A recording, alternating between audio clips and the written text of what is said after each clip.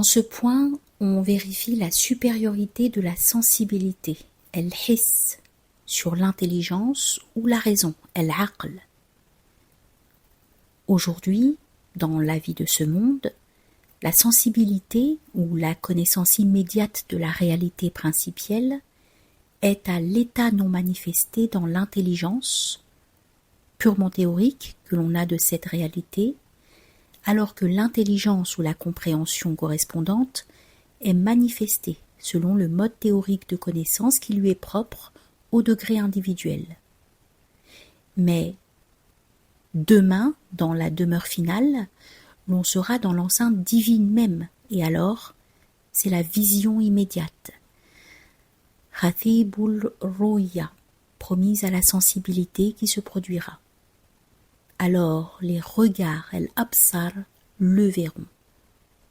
Ce sont les regards qui conviennent pour la fin, comme ce sont les intelligences qui conviennent pour le commencement. Et s'il n'y avait pas la fin, personne ne s'occuperait du commencement. Considère donc quel secret réside ici. Tout cela s'explique par le fait que l'autre vie est supérieure à la vie d'ici-bas. Allah, qu'il soit exalté, a dit « Vous désirez l'étendue de ce bas monde, alors qu'Allah désire l'autre monde. » Sourate 8, verset 67.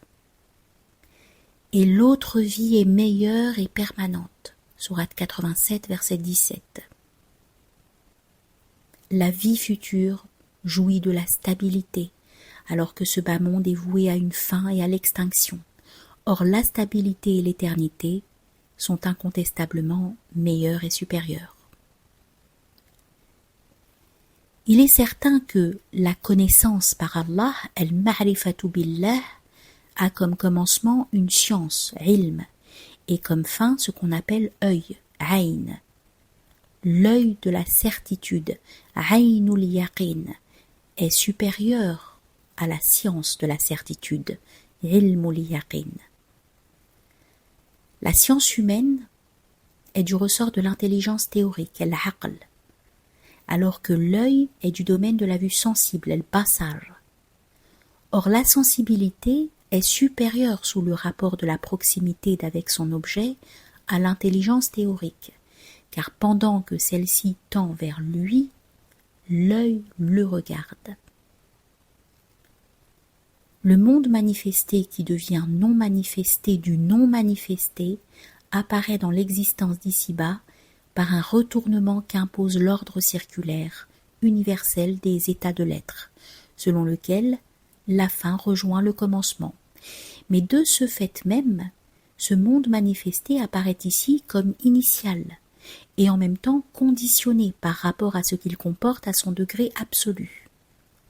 Ainsi, la vue sensible ne regarde à la fois que dans une seule direction, et l'ouïe n'entend que de près. Mais la situation change lorsque la faculté sensitive procède selon sa vertu essentielle libérée de la condition limitative ordinaire. Tel fut le cas de l'ouïe de Saria, qui se trouvait en Perse, et du regard de Omar, qui voyait celui-ci depuis Médine. Tel aussi le cas dans l'ordre des facultés d'action, de la grande portée de la voix, celle de Omar dans la même circonstance, et tant d'autres choses pareilles. Dans cet enchaînement circulaire, le domaine non manifesté occupe une position intermédiaire qui est le domaine de l'intelligence, car celle-ci emprunte à la sensibilité les preuves de ce qu'elle désire connaître. Et le monde de la manifestation absolue devient non manifesté du non manifesté. C'est vers celui-ci que tend l'effort de l'intelligence ou de l'intellect, et c'est au service de celui-ci qu'il travaille. L'ordre circulaire des conditions d'existence peut être disposé ainsi.